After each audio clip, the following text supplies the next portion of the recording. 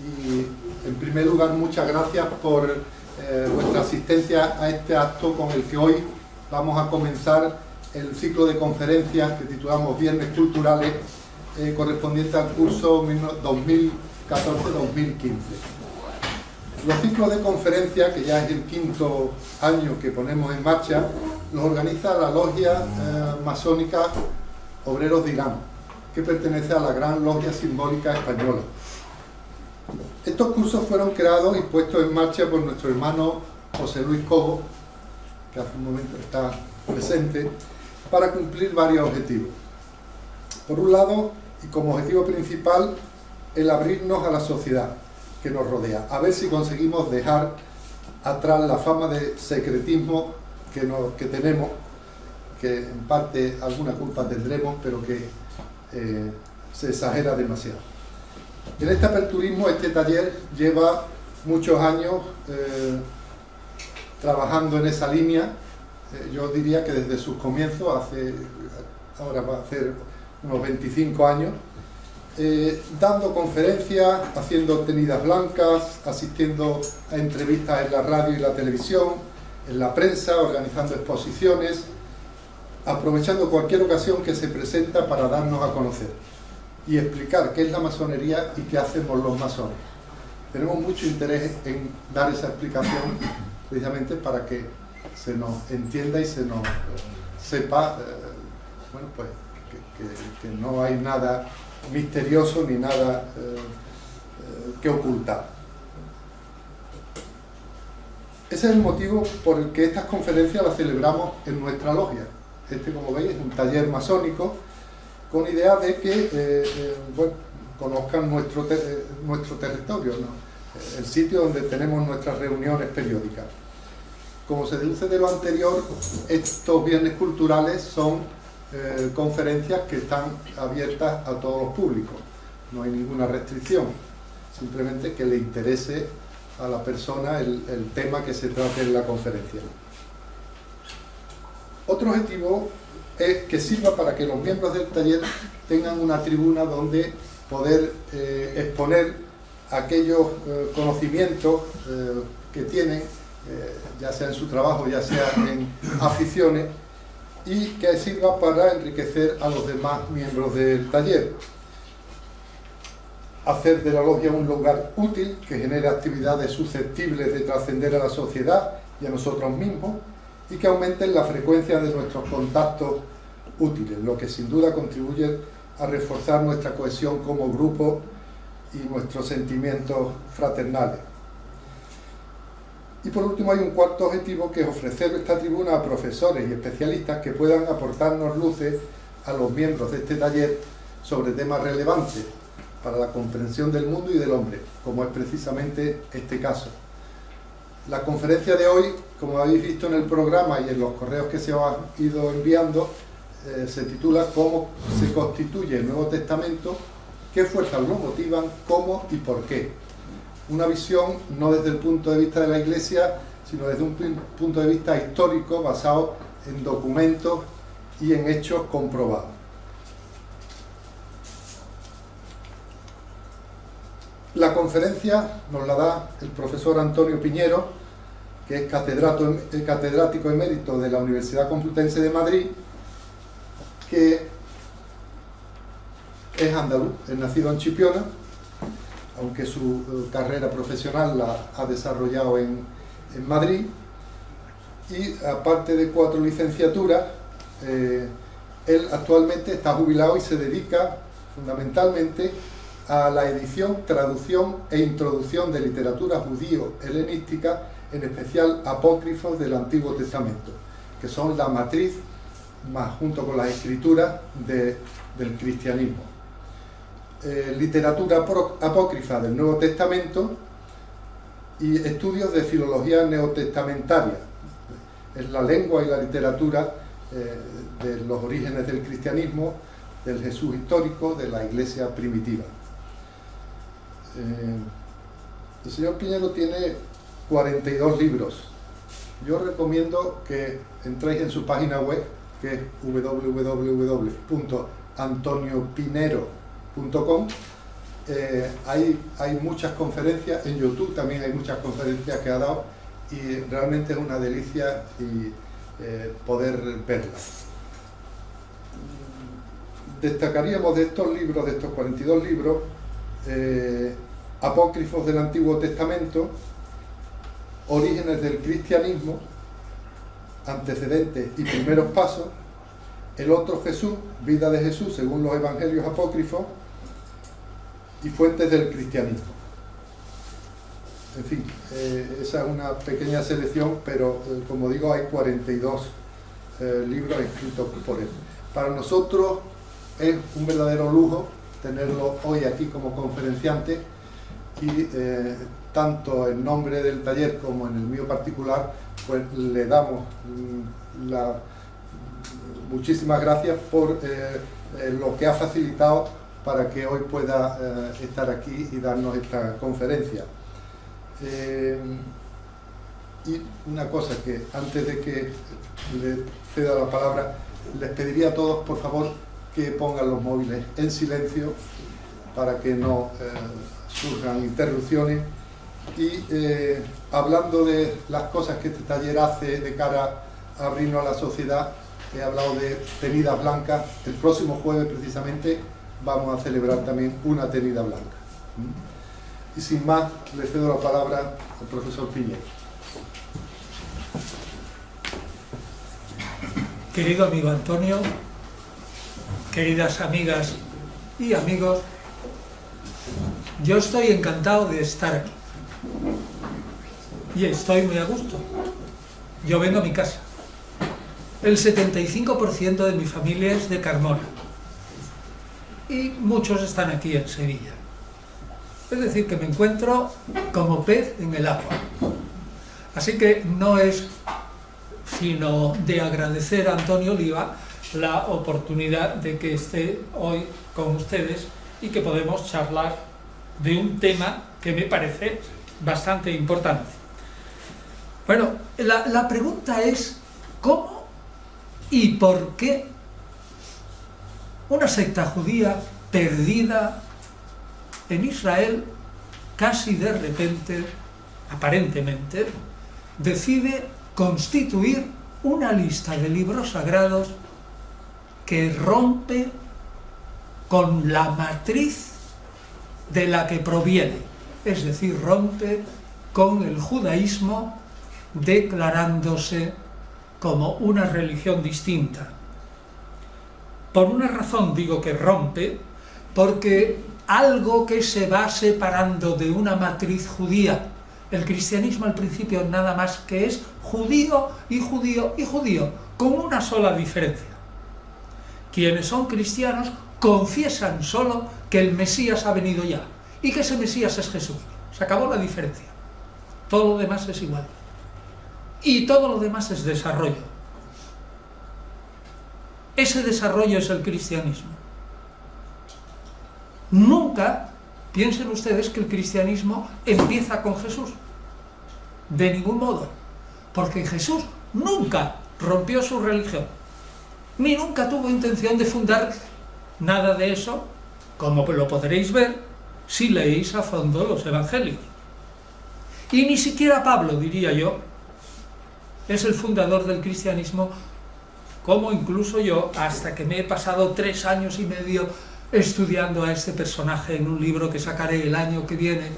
Ni siquiera Pablo es tampoco el fundador del cristianismo, aunque ponga grandes fundamentos. El cristianismo es un movimiento que se va haciendo con muchos padres y con 2 fundamentos, es decir, Jesús por un lado y Pablo por otro, fundamentalmente, con muchos padres a lo largo de 4 siglos como poco.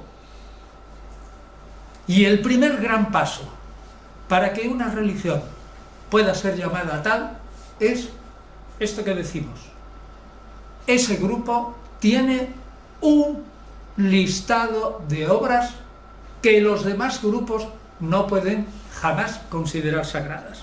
Ahora,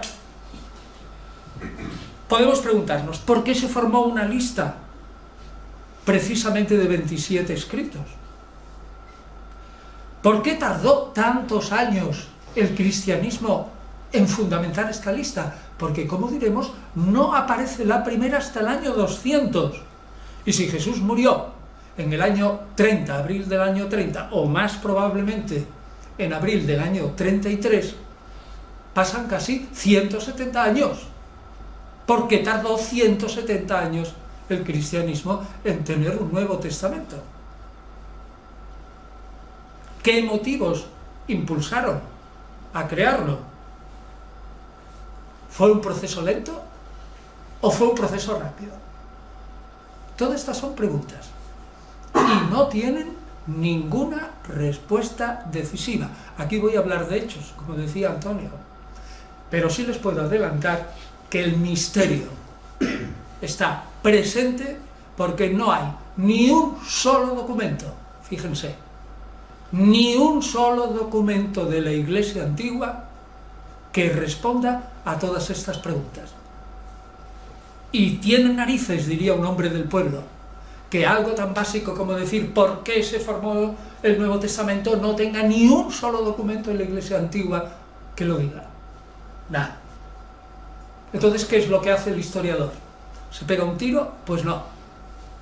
Por suerte, la literatura cristiana primitiva es amplia, el Nuevo Testamento es amplio también, son 27 obras, y en conjunto, leyendo durante tiempo y tiempo entre líneas y relacionando unas cosas con otras, y un montón de gente, no solo una mente, sino un montón de gente que estudia esa literatura cristiana primitiva y el Nuevo Testamento, llegamos a conclusiones razonables del porqué.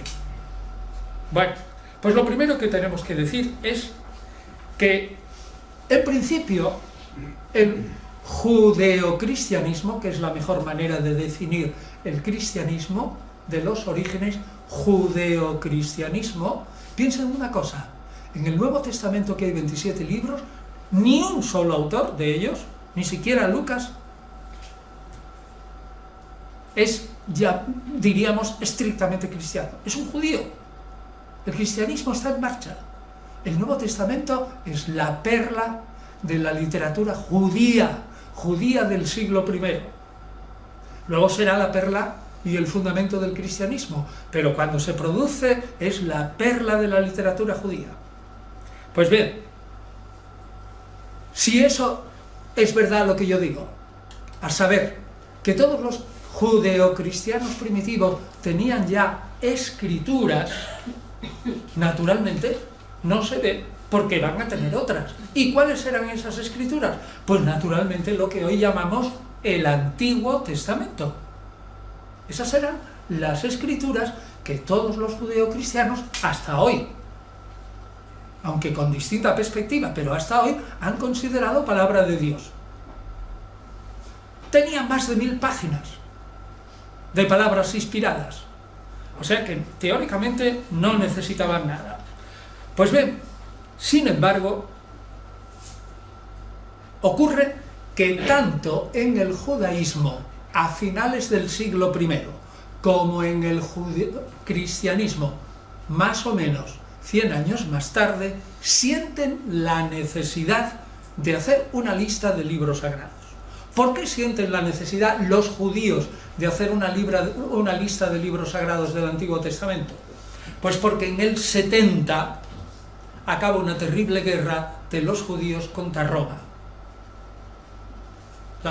La guerra judía nace con Nerón y termina siendo emperador Vespasiano. El pueblo judío, con esa derrota y con el siguiente levantamiento, en el año 135, en época de Adriano, que acabó con otra derrota más grande todavía, el pueblo judío no se levantó, no levantó la cabeza hasta 1948. Es decir, el judaísmo sufrió 2 palos tan tremendos por parte de Roma que no sabemos cómo logró subsistir.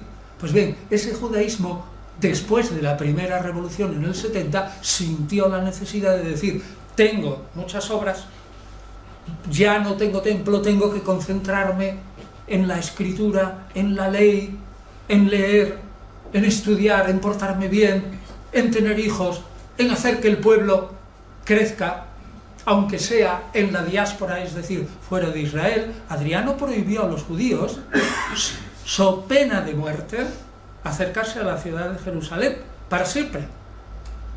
A unas 40 millas, el que le pescara, ¡fas!, cabeza afuera. Entonces tuvieron esa necesidad para sobrevivir. Los cristianos no lo tuvieron. Entonces, ¿cómo notamos que los cristianos se están formando, aparte de tener una escritura propia, como ahora lo diré más precisamente? ¿Cómo notamos que los cristianos están formando una escritura? Se preguntarán ustedes. Pues es bastante, eso sí que es sencillo. Si analizamos las obras judías y cada vez que haya una cita del Antiguo Testamento, vemos qué fórmula la introduce. ¿Qué es eso? Pues las palabras que emplea todo rabino antes de que pronuncie una frase de la Escritura. ¿Y cuáles son esas fórmulas? Pues, como dijo Dios, como está escrito, como dice la Escritura, como dice el Espíritu Santo a través del profeta tal o cual. Entonces, si notamos que el grupo de judeocristianos, más tarde, ya digo que con el desarrollo de bastante tiempo, a obras que son estrictamente producidas dentro del grupo, y no se crean que el cristianismo, aunque creció muchísimo, hasta el año 200 era mucho. Yo creo que no, yo creo que el número de cristianos que puede haber en el año 200 no sería más de 7 o 8.000 personas, o 10.000 en todo caso.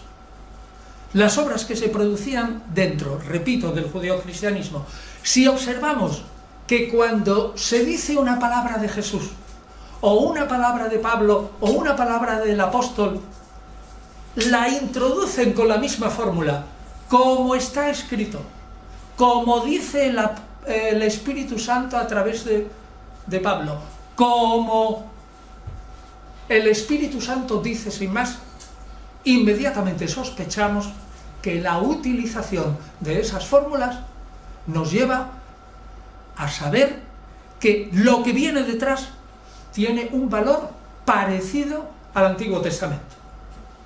Quiero que esto les quede claro.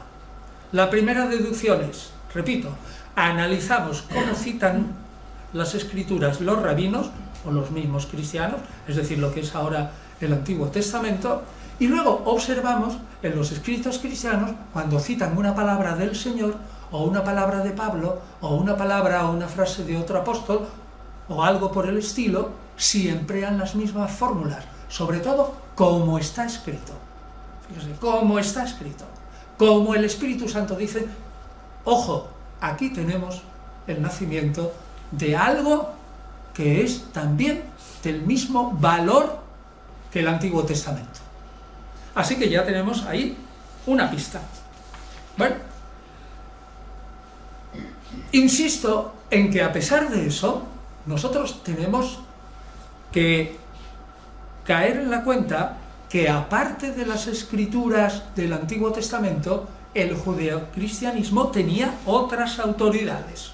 Es decir, que si todavía, digo yo, que no se ve cómo teniendo la Biblia del Antiguo Testamento, ¿para qué tenemos que tener nuevas escrituras? Si además tengo más autoridades, menos se verá las razones por qué hubo que crear un Nuevo Testamento. ¿Y cuáles eran esas autoridades? Pues es bastante sencillo. Una, las palabras del Señor. Las palabras de Jesús que se fueron transmitiendo tenían gran autoridad. Dos, las palabras de los apóstoles, o la de los maestros, o la de los profetas cristianos. Repito, apóstoles, maestros cristianos y profetas. ¿Por qué? Porque al principio el cristianismo, o mejor, el judeocristianismo, estaba convencido de que iba a durar nada y menos. Es decir, que el fin del mundo se iba a acabar a la vuelta de la esquina. No había una estructura jerárquica. Eso tarda en desarrollarse. A lo mejor 70 años u 80, cuando ese fin no llega nunca, cuando se retrasa el fin del mundo. Pero mientras tanto, ¿quién manda en el grupo?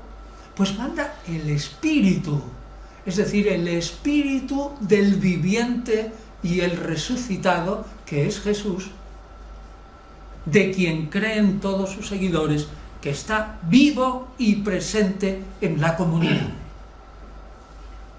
¿Y quién transmite esas palabras del resucitado? Pues los profetas cristianos, que son los que tienen el Espíritu de Jesús, y los maestros que comentan las palabras de la tradición de Jesús y la aplican al momento presente. Es decir, que los judeocristianos primitivos, además del Antiguo Testamento, tienen como autoridades la palabra de Jesús, la palabra de apóstoles, maestros y profetas, y en conjunto el Espíritu del viviente y el resucitado, que se siente que está dentro de la comunidad. Entonces tienen 4 autoridades, 4: el Antiguo Testamento, las palabras de Jesús, maestros y profetas, y en conjunto el Espíritu que habla a través de todo eso. ¿Para qué necesito más autoridades? ¿No se ve? Pues una vez que llegamos a este punto, de repente podemos decir que en el año 180, 150 años aproximadamente después de la muerte de Jesús, y con más claridad todavía, en el año 200, y probablemente en Roma, de repente aparece, entre los documentos que hemos descubierto a partir del siglo XVIII, de repente aparece una lista de escritos sagrados.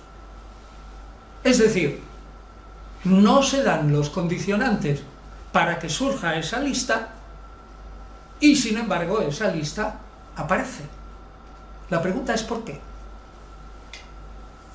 Y mi respuesta es, estrictamente yo no lo sé, ni lo sabe nadie.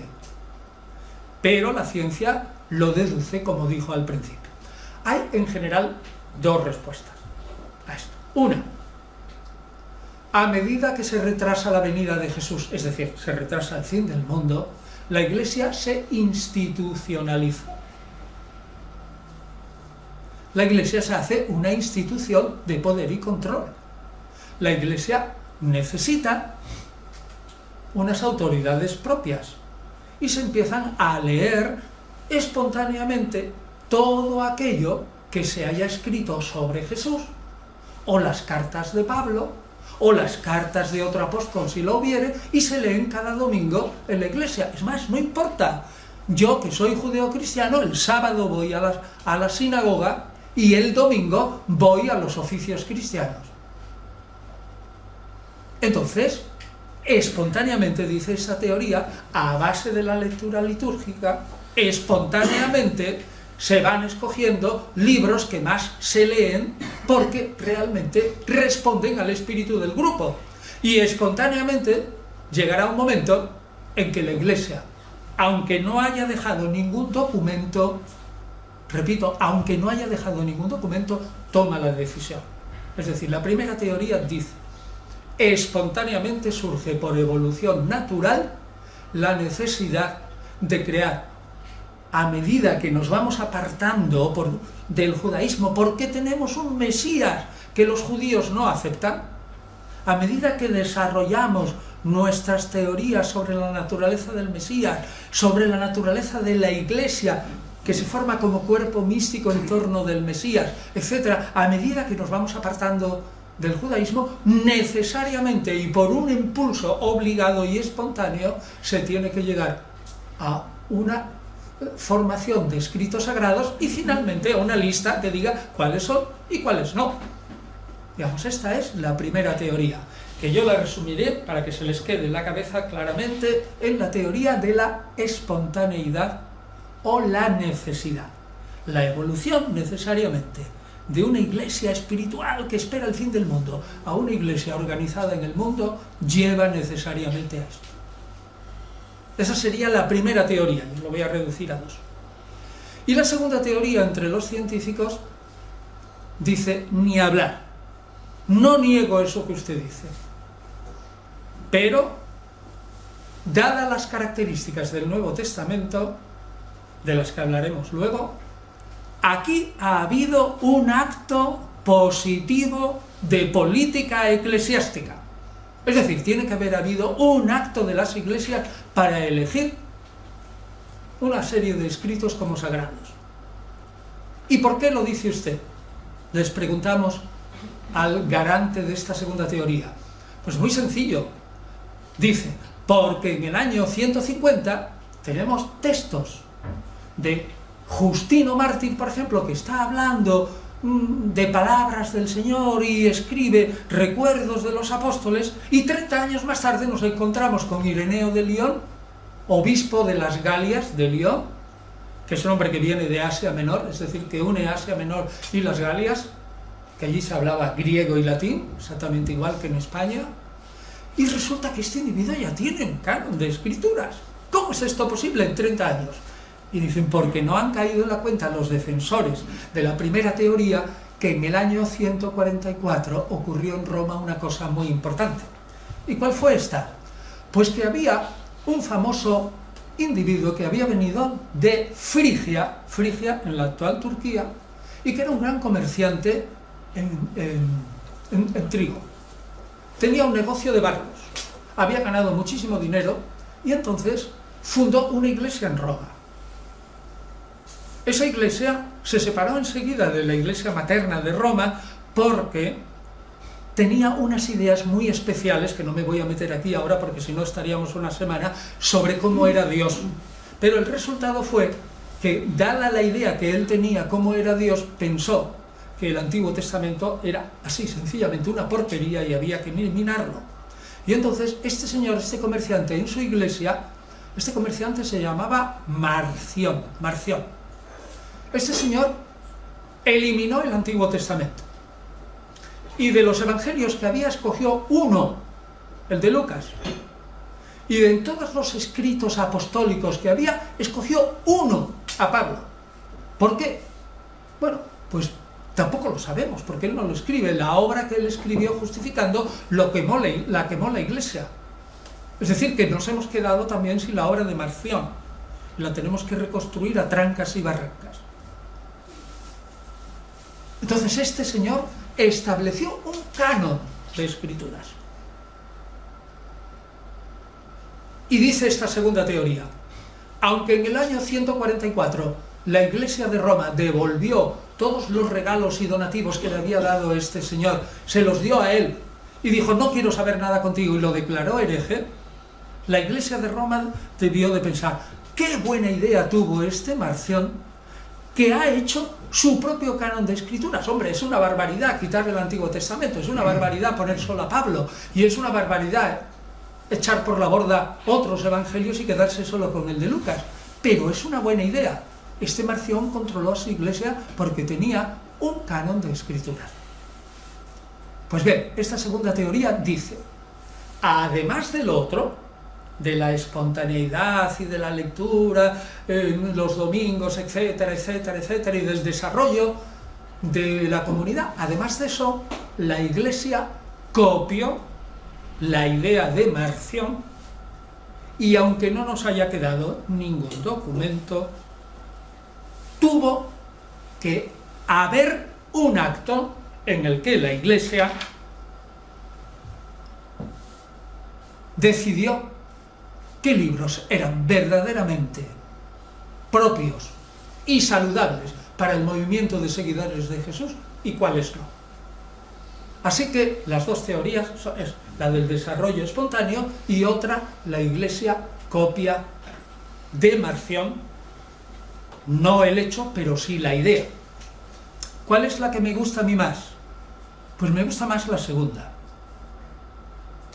porque creo que explica más las cosas. Luego al final les daré unas características del Nuevo Testamento y verán cómo es imposible que el Nuevo Testamento haya salido por casualidad, por un desarrollo así alegremente espontáneo y necesario, ni hablar. Tuvo que haber un acto. Bueno, y ahora, ¿cómo sabemos que la Iglesia forma o tiene un canon o lista de libros sagrados propios ya del cristianismo? Pues por lo que le he dicho de Ireneo de Lyon, que en el año 180 escribe un libro así de gordo en el primer volumen, y en total así 5 libros contra todas las herejías. Y había un montón de herejías, como para escribir un librote así de gordo en el 180, y resulta que Ireneo de Lyon tiene, de los 27 libros que forman el canon actual nuestro, tiene como sagrados 23. En los otros 4 hay un poco de jaleillo. Admite un Apocalipsis de Pedro, que es un poquito raro, admite el libro de la sabiduría y tal, que luego al final serán rechazados, pero de 27 a 23 es bastante. Segundo, en 1780 aproximadamente, un canónigo italiano que se llamaba Ludovico Antonio Muratori encontró en la Biblioteca Ambrosiana de Milán una lista de libros canónicos en Roma. Esa lista se llama hoy, en honor del descubridor, Canon de Muratori, Ludovico Antonio Muratori. ¿Y qué tiene esa lista? Bueno, debo decir que los estudiosos discuten si esa lista es del año 200 o es un poquito más tarde, quizás del año 300, pero la mayoría pensamos que es muy probable que por la estructura de la lista sea de en torno al año 200 y de Roma, porque da indicaciones de cosas que pasan en Roma. Bueno, pues entonces tenemos Ireneo de Lyon, por una parte, en las Galias, Francia y Asia Menor, porque él viene de Asia Menor. Luego tenemos en Roma el canon de Muratori. Luego tenemos en Alejandría, la ciudad más importante de Egipto, a San Clemente de Alejandría, que tiene 2000 citas ya, es en torno 180 al 200, que tiene ya 2000 citas de lo que será prácticamente todo el Nuevo Testamento, 2000 aproximadamente, hacia el año 200. Y en Cartago, en el norte de África, un escritor llamado Tertuliano en latín tiene también un montón de citas y admite prácticamente el mismo Nuevo Testamento que tenemos hoy. Luego sabemos seguro, y estos son hechos, que en el año 200 aproximadamente, en las Galias, en Alejandría, en Asia Menor, en Cartago y en Roma, había una lista. Y si no de los 27 exactos, entre 23 y 25. Es decir, quedarían fuera 2. ¿Y sabéis cuáles quedan? Pues epístolas pequeñitas, normalmente la tercera epístola de Juan, que ocupa esto, así. O, en algunos casos, algunas discusiones sobre Hebreos, si admitimos un Apocalipsis o 2, pequeñas cosas así. Pero está prácticamente todo. Luego entonces, señores, aquí ha pasado algo. Mi idea es claramente que lo que pasó entre el año 100 y el 200 es que hubo ese desarrollo de una iglesia porque se transforma de comunidad espiritual carismática, llena de carisma, regido por el espíritu, se transforma ya en una institución organizada. Y segundo, la copia de una idea genial de un individuo que fue expulsado de la iglesia y que se llamaba Marción. Bueno, entonces, ¿cómo se expande este canon? Bueno, pues este canon se expande desde el año 200 rápidamente por la iglesia. Es decir, tiene que haber nacido de Roma probablemente, porque Roma, Alejandría, Corinto, Éfeso, el norte de África, las Galias, rápidamente, hasta el siglo V aproximadamente, no necesita más, digamos hasta el 480, se expande propiamente esta lista de 27 libros. La tenemos en el año 367 claramente en Alejandría, por obra de un padre de la iglesia que se llama Atanasio de Alejandría, por obra de Agustín y en sínodos, conciliábulos de obispos del norte de África, 380 hasta el 400, está también la lista. Solamente que en el Oriente hubo un claro problema, y es que el Apocalipsis de Juan fue en su inmensa mayoría rechazado. Y dirán ustedes, ¿por qué? Se admiten 26 obras normalmente, pero no 27. Se rechaza tanto el Apocalipsis de Pedro como el Apocalipsis de Juan. ¿Por qué el de Juan? Pues ¿saben ustedes por qué? Pues porque si leen el Apocalipsis de Juan en el capítulo 20, dice que antes del fin del mundo habrá un reino del Mesías sobre la tierra de los 144.000 degollados por la bestia, que es el Imperio Romano, que durará 1000 años. Y esa teoría había sido ya rechazada por la Iglesia. Es la teoría que se llama milenarismo.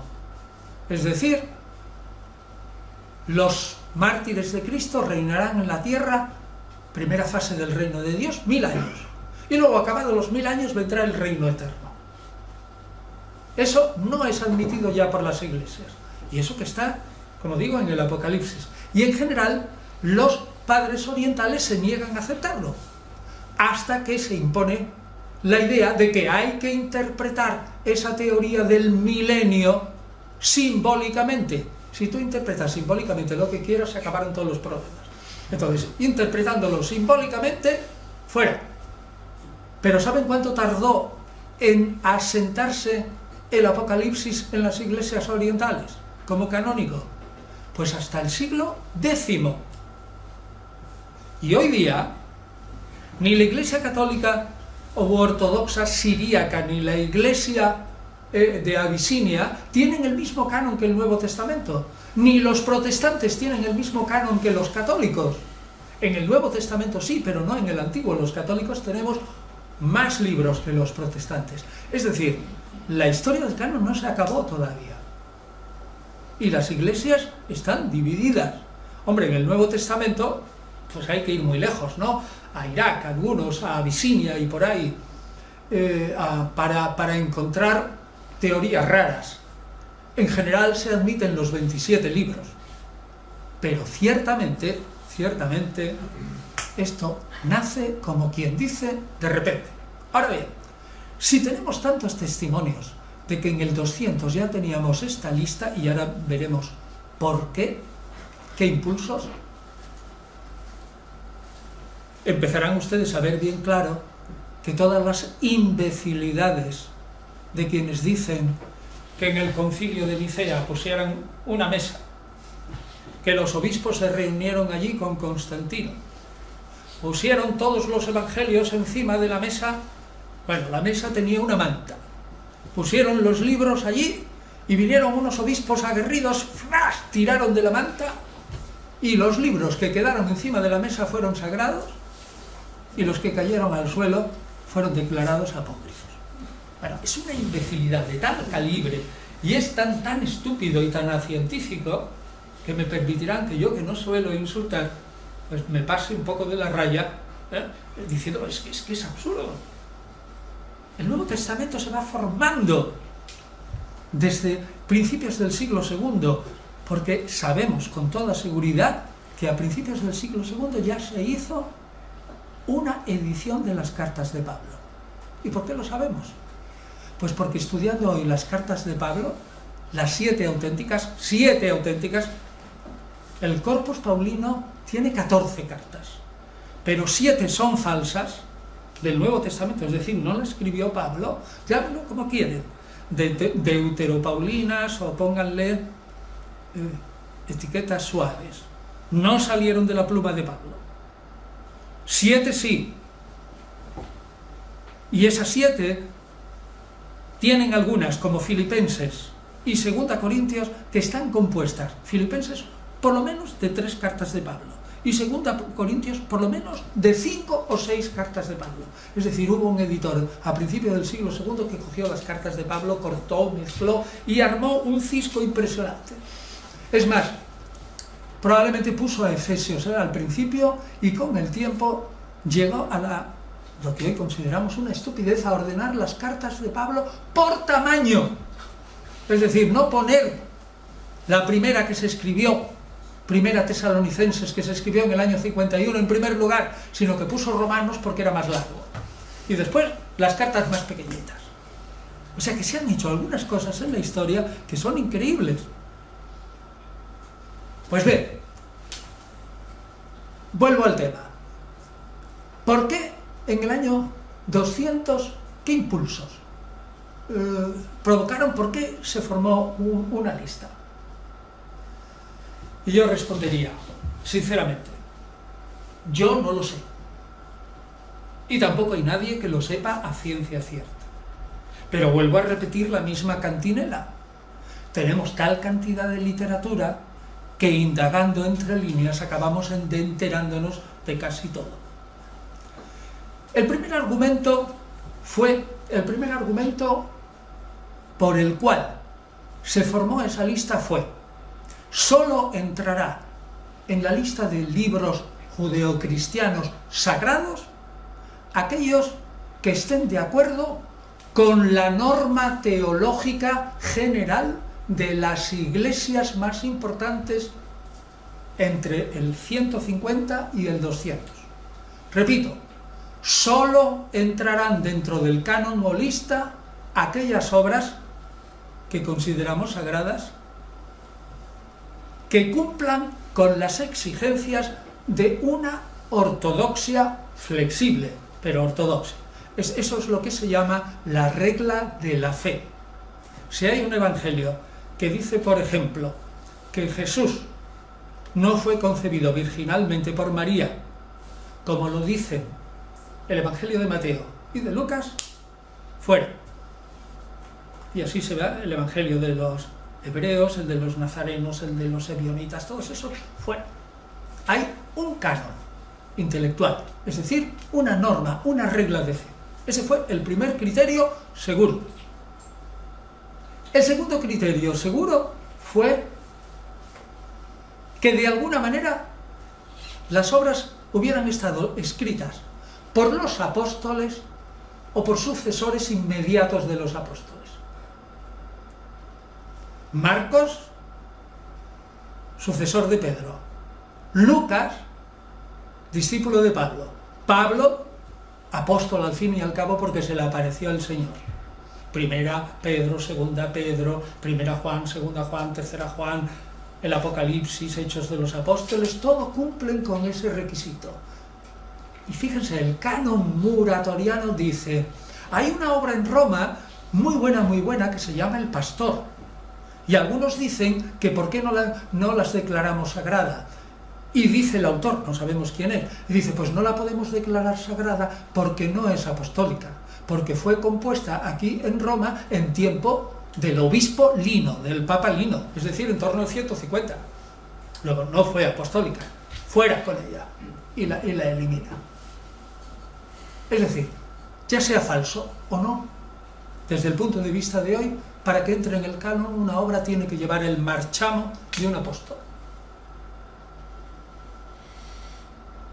Y tercer argumento, solo se admitirán en el canon, y yo añado, por pacto de las iglesias, aquellas obras que se leen los domingos en los oficios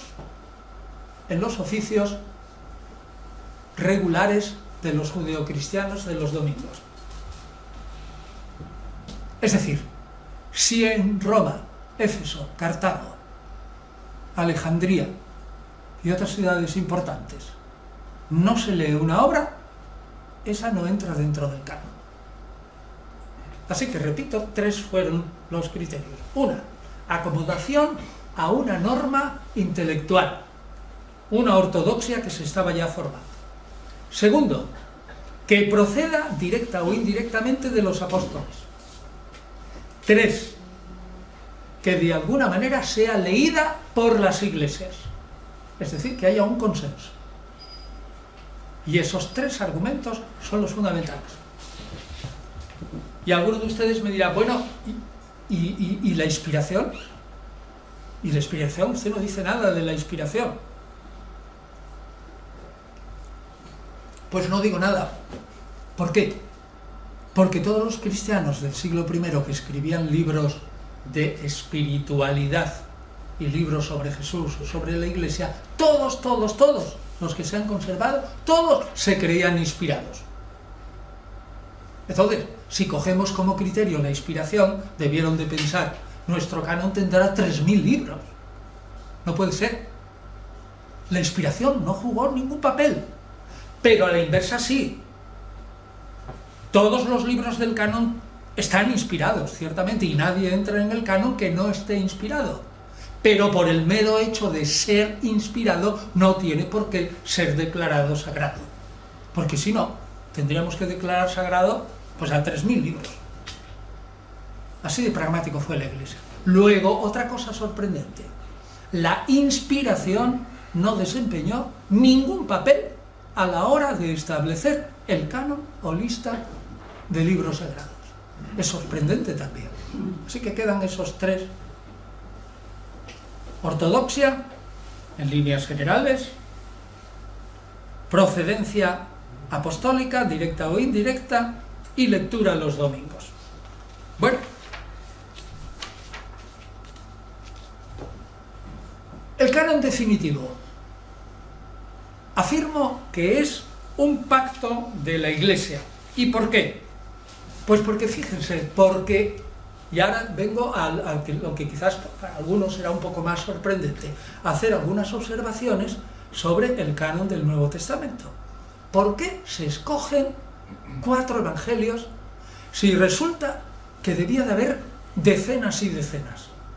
Algunos que conozcan la obra, bueno, yo no he escrito, vamos a decir, la reunión que yo he editado así de gorda, que se llama Todos los Evangelios, verá que yo he editado 83 evangelios. Hay restos de 83. Y si ponen ustedes los nombres, aunque no se conserve nada más que el nombre, por lo menos quedan 100. Como mínimo 100. ¿Por qué escogen 4? Pues muy sencillo. Por los 4 puntos cardinales. ¿Y por qué los 4 puntos cardinales? Piensen que estamos pensando en griego. Porque la palabra Adam, con M, es un acróstico, es decir, una palabra que cada letra significa algo. Adam es un acróstico divinamente inspirado de los 4 puntos cardinales. Piensen en griego. La primera A es el norte. ¿Cómo se dice el norte en griego? El ártico, arcton, la osa mayor, que nos indica el norte. Arcton en griego, ártico. Ártico, en el fondo, lo único que dice es oso. El norte es la osa mayor. ¿Cómo se dice el poniente? En griego se dice Dysis, que es que el sol se mete dentro del agua y desaparece. Ya tenemos A y D, Dysis. Y la siguiente A de Adán es Anatolia, el sitio donde nace el sol, actual Turquía. Visto de nosotros, ranas que vivimos en el mar Mediterráneo, como decían los griegos, ¿dónde veíamos que nacía el sol? En Anatolia, que es Turquía. A, D, A, M. Y ahora falta la M. ¿Cómo se dice sur en griego? Mediodía. Y mediodía se dice en griego mesembría, con M.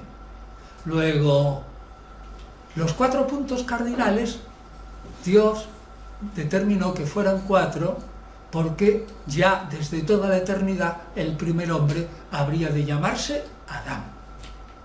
O sea que se escogen los 4 evangelios por los 4 puntos cardinales, y no más. Probablemente, esto es probable. Fíjense otra cosa curiosa. De las cartas de Pablo se recogen 14. En principio había 13, pero 13 es 7 más 6. 7 es el número perfecto. De ahí la semana de 7 días. 7 más 6 está fatal. Pues la Iglesia acaba ascribiendo Hebreos a Pablo para que sean 7 más 7, 14. Y tenemos 14 cartas de Pablo. Luego tenemos 4 por Adán, los 4 puntos cardinales. 7 más 7, Pablo. ¿Cuántas cartas hay del resto. Ah, ojo, que no cuento los Hechos de los Apóstoles, ¿eh? Los Hechos de los Apóstoles no los cuento porque los Hechos de los Apóstoles, aunque estén divididos, es la segunda parte del Evangelio de Lucas, pero que se dividió porque ese Evangelio era tan largo que no cabía en un rollo. Entonces lo pusieron en 2 rollos. Y como la primera parte trata de lo que el Espíritu hizo en Jesús, y la segunda parte lo que el Espíritu hizo en los apóstoles una vez muerto Jesús y resucitado, con el tiempo los 2 rollos se separaron, aunque sean del mismo autor. Es decir, que no cuento los Hechos de los Apóstoles, sino como obra de Lucas. Bueno, entonces tenemos 4 más 14 dividido en 2. ¿Y cuántas cartas hay en el Nuevo Testamento de todos los otros apóstoles? Menos Pablo. 7. Judas, Santiago, 1 Pedro, 2 Pedro, 1, 2 y 3 de Juan. 7. O sea que tenemos 4, 7, 7, 7. Y como el Apocalipsis, que va por libre, y se consideró siempre que iba por libre, y que es el libro más raro que cierra el Nuevo Testamento, el Apocalipsis tiene también 7 cartas. 7 cartas. El Apocalipsis de Juan, no el de Pedro. El de Pedro no tiene la numerología que voy a decir. 7 cartas a las 7 iglesias. 7 plagas. 7 copas. 7 sellos. 7 trompetas. 7 espíritus o ángeles. 7 candelabros de oro, que son las 7 estrellas. 7 cuernos y 7 ojos. 7 truenos y 7 visiones sobre la llegada del Hijo del Hombre. Es decir, si el Apocalipsis es sagrado, es en parte también porque está montado sobre el 7. Entonces, si unen ustedes lo que yo les he dicho de la idea de Marción, de que tuvo esa genial ocurrencia de formar una lista de libros sagrados, aunque luego fuera expulsado de la Iglesia de Roma, y ven ustedes que el Nuevo Testamento, a lo largo de siglos, está formado por 4 más 7 más 6 y 1, 7, más 7, y luego un Apocalipsis que está lleno de 7. Señores, esto no puede ser pura casualidad. Luego, he aquí un pacto, probablemente, entre todas las iglesias que había en Roma, probablemente, entre el 150 y el 200. O mejor, entre el 150 y el 180. O mejor, entre el 150 y el 175, para que dé tiempo a que le lleguen las noticias a Ireneo de León y en las Galias componga ya un canon en su libro, como dije, contra las herejías. Es decir, tenemos aquí un acto de política eclesiástica que al principio es imperfecto. Ya les he dicho que las cartas de Pablo eran 13, pero con el paso del tiempo, siglos, hasta el siglo V, se va formando esta estructura perfecta de 4 más 7 más 7 más 7 más una obra toda en torno al 4 y al 7, que es el Apocalipsis. Luego, señores, esto es un pacto. ¿Es evidente? Y no puede ser otra cosa. ¿Y dónde se hizo el pacto? Pues naturalmente en Roma. ¿Por qué? Pues porque Roma era el centro del mundo, donde había más judeocristianos, porque era la que se comunicaba por medio de barcos con todas las ciudades importantes. Es decir, si querías enviar una carta desde Israel a Roma, tenías que llevar la carta por un mensajero a Cesarea. En Cesarea encontrar a alguien que se embarcara con un barco que llevara trigo o lo que fuera a Roma, o a Marsella, o a Cartago, o a Cartagonova. Es decir, los transportes se hacían en verano y en barco. En carreta solo se hacían en las cercanías y en todo tiempo, o a caballo, naturalmente cuando eran las cartas del emperador y todas las cartas de la administración, que se hacían por medio de postas. Es decir, había grandes vías de comunicación y montones de estaciones de caballos donde los mensajeros se bajaban de un caballo y salían corriendo con otro, como en el oeste, que hemos visto por ahí, con las caravanas estas y el cambio de caballos. Bueno, pues entonces, ¿en dónde? En Roma. ¿Por qué? Porque en Roma era donde probablemente se habían reunido las copias de todos los escritos judeocristianos que se leían en todas las iglesias importantes, casi seguro. ¿Y porque era la que mandaba? Ya el Papa de Roma, que no se llamaba Papa, sino Obispo de Roma, ya apuntaba muy a lo alto que en el año 96 hay una escisión en Corinto de unos jovencitos que no están de acuerdo con el nombramiento de un obispo que han nombrado los mayores. Los obispos se nombraban no como ahora, por el Papa, no, sino que se nombraban por elección. Nombran a uno y los jóvenes dicen que ni hablar. Se arma un cisco en la iglesia de Corinto, ¿sabe? Con toda la prosapia de Corinto, ¿quién arregla ese embolado? Roma. Y la carta que lo arregla es la primera Clemente, que está escrita en el año 96, cuando Clemente era Papa en Roma. Es un documento auténtico. Es decir, esa iglesia ya apuntaba muy a lo alto, hasta hoy. Así que probablemente fue en Roma. Y probablemente fue un pacto, y ese pacto se desarrolló a lo largo de los siglos. Y por último, otras cosas más. Cosas también curiosas de esto. ¿Qué parte del Nuevo Testamento fue canonizada primero? Unos dicen los Evangelios, otros dicen Pablo, otros dicen el Apocalipsis.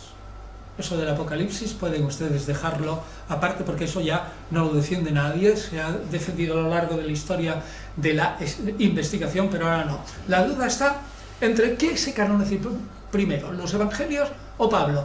Los que dicen Pablo dicen, oiga, es que hubo una edición de Pablo probablemente a principios del siglo II. ¿Por qué lo sabe usted? Porque escritores de principios del siglo II citan ya a Pablo, como el famoso San Ignacio de Antioquía, que probablemente escribe entre el 110 y el 120, y se sabe de memoria ya Primera Corintios. Luego es evidente que ya estaba editada Primera Corintios y había llegado a Antioquía. Bueno, ¿qué parte fue entonces? Pues saben cómo, eso sí que lo adivinamos. Hay una publicación que se llama Biblia Patrística, que ha cogido todas las citas de todos los padres de la Iglesia hasta el siglo IV y las ha ordenado. Si lo ponemos hasta el siglo III, hasta el año 200, tenemos que citas de los Evangelios, o hasta el siglo IV, hay aproximadamente 3.280 citas ya de los Evangelios. Bastante. Y citas de Pablo hay 1.700. A tenor del número de textos citados, podemos deducir con cierta probabilidad que primero fueron canonizados los Evangelios y Pablo en segundo lugar. Pero esto es una pura hipótesis. Otra idea. ¿Qué forma, entre las varias que hay del griego del Nuevo Testamento, es la canónica? ¿Qué forma? Y dirán ustedes, ¿cómo que hay qué formas del Nuevo Testamento? Sí, pues les digo, hay un famosísimo manuscrito del siglo IV que se llama de Dinamarca, que en los Hechos de los Apóstoles presenta un 10% más de texto que en los Hechos de los Apóstoles que tienen ustedes en el Nuevo Testamento, en sus casas, si lo tienen. Y hay muchas variaciones. Entonces, ¿qué forma? Bueno, pues ¿qué forma? Pues la Iglesia no lo dijo nunca. Tampoco se van a creer lo que yo voy a decir. ¿Saben ustedes cuándo la Iglesia Católica determinó oficialmente la lista de libros sagrados del Nuevo Testamento? ¿A que no lo saben? En 1640, en el Concilio de Trento. Es decir, la Iglesia se tomó 1600 años después de la muerte de Jesús para determinar la lista de libros sagrados, y por la Reforma Protestante. Si no, hubiéramos seguido pues con los decretos de los obispos, los sínodos, la costumbre, la tradición, pues, que nadie discutía. Desde el siglo XVI, que se imprime el Nuevo Testamento griego, pues O sea, en 1517 hasta 1640 pasan 130 años y a nadie se le ocurrió imprimir el Nuevo Testamento sino con las 27 obras, es decir, no era necesario. Otra pregunta: ¿qué texto en griego es el sagrado? ¿Qué texto impulsó la inspiración del Espíritu Santo?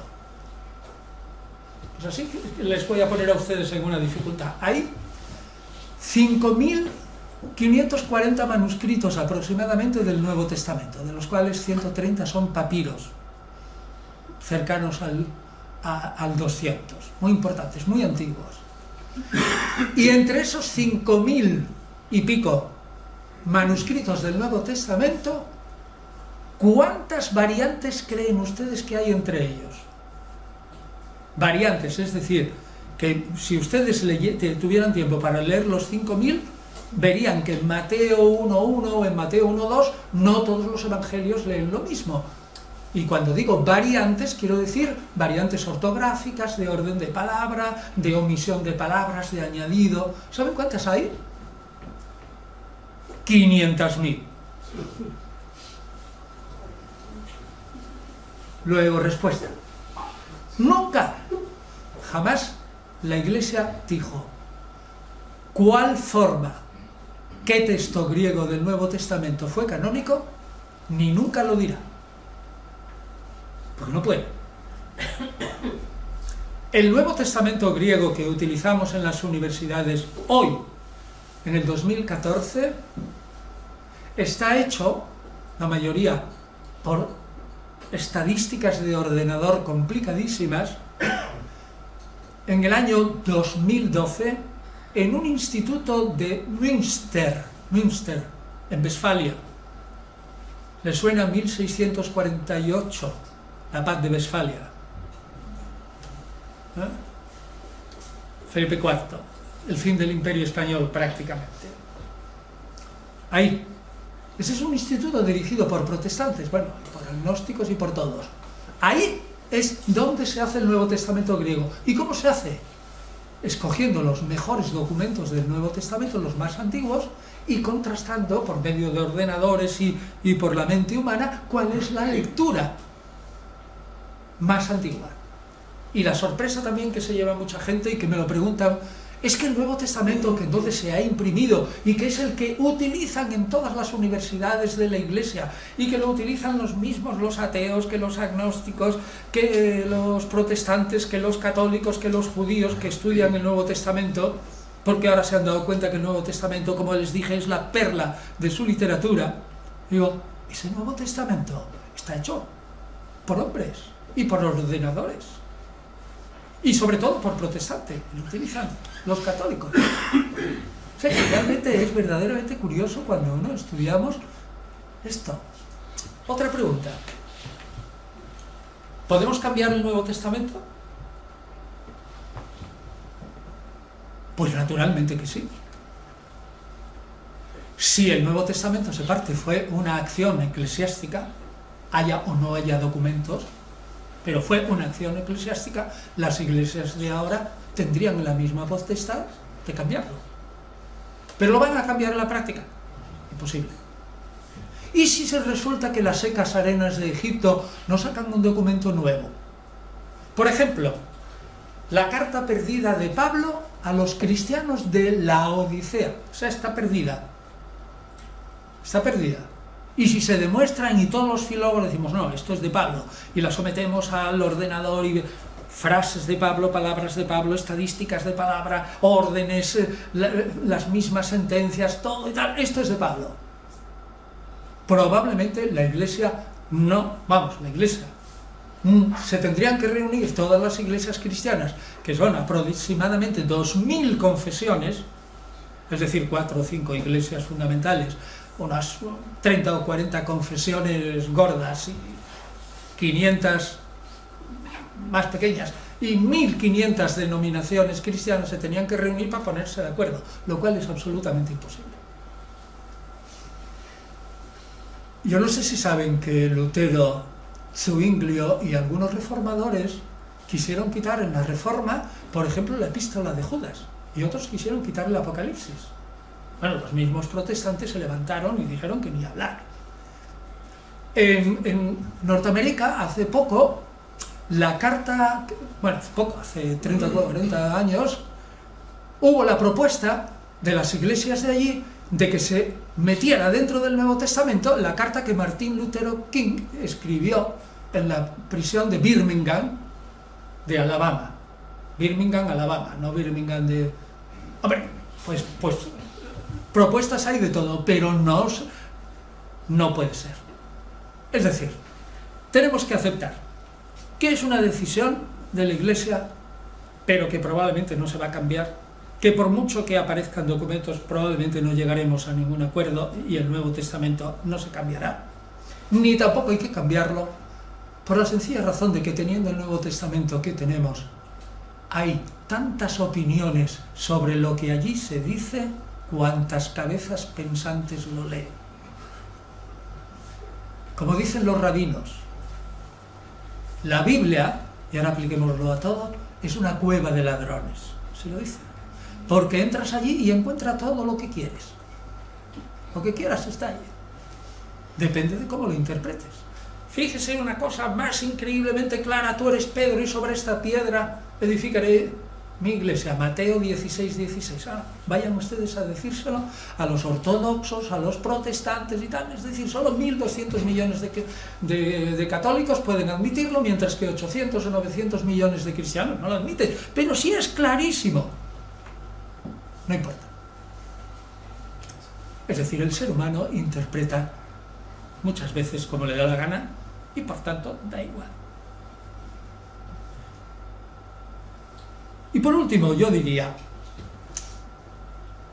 si fue el Nuevo Testamento un acto de política eclesiástica, fue un acto de historia.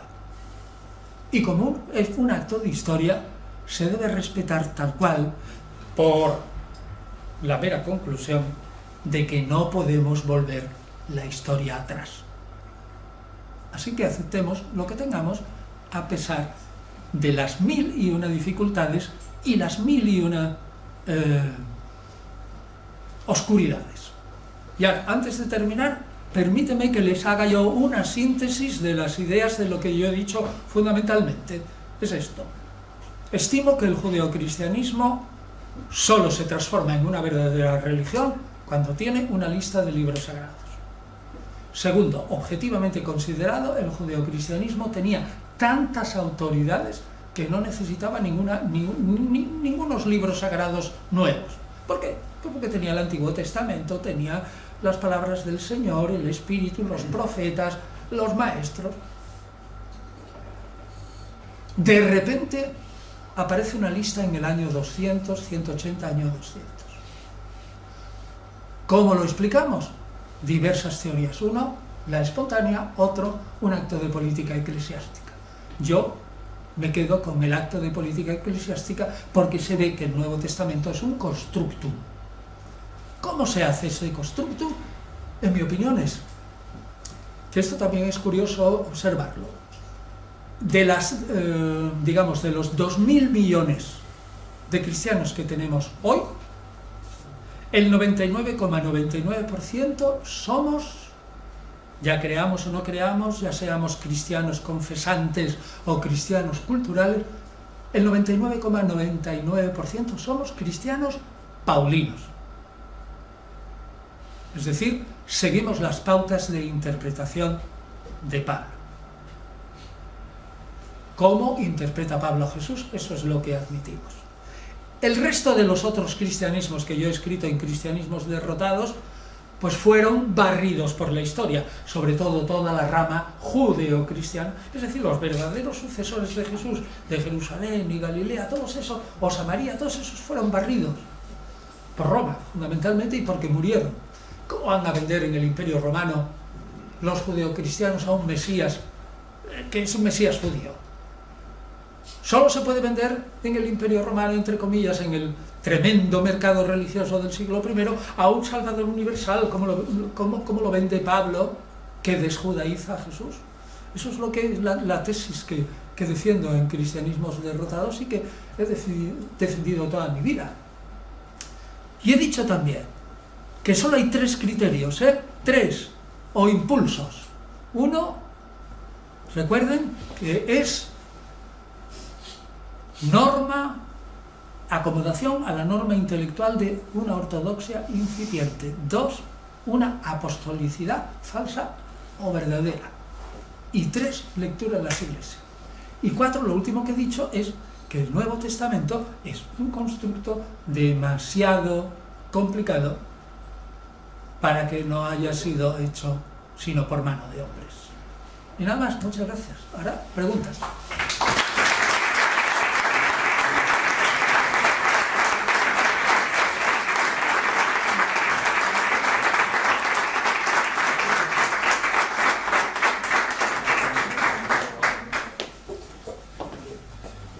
Bueno, bien.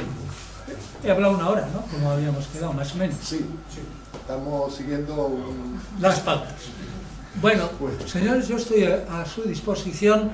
Si les puedo aclarar algo de esto, yo he escrito mucho, yo he hecho una selección de lo que he dicho aquí de memoria, de 3 capítulos que he escrito sobre el Nuevo Testamento, el canon del Nuevo Testamento a lo largo de los libros que tengo.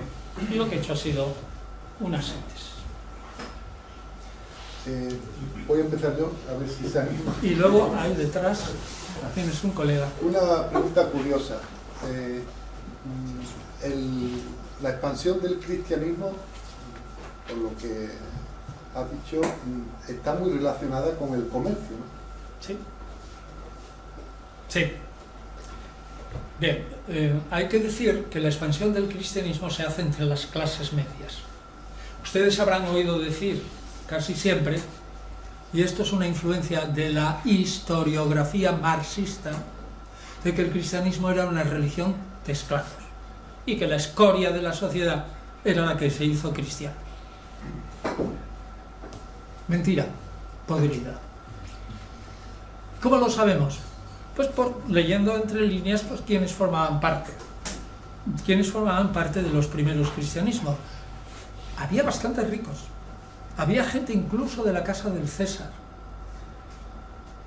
Había ante todo clase media y algunos esclavos. ¿Y qué es lo que hacían esas clases medias y los ricos? ¿Y cómo se comunicaban cualquier grupo? Por ejemplo, un individuo que fuera un soldado de Alejandría que estuviera sirviendo al imperio en Panonia, es decir, en Hungría. Allí, en el último campamento, deteniendo a los ostrogodos y a los visigodos de por allí. Pues utilizaba el sistema de los correos imperiales y al llegar al charco, al gran charco del Mare Nostrum, pues utilizaba los barcos. Quien tuviera barcos se comunicaba.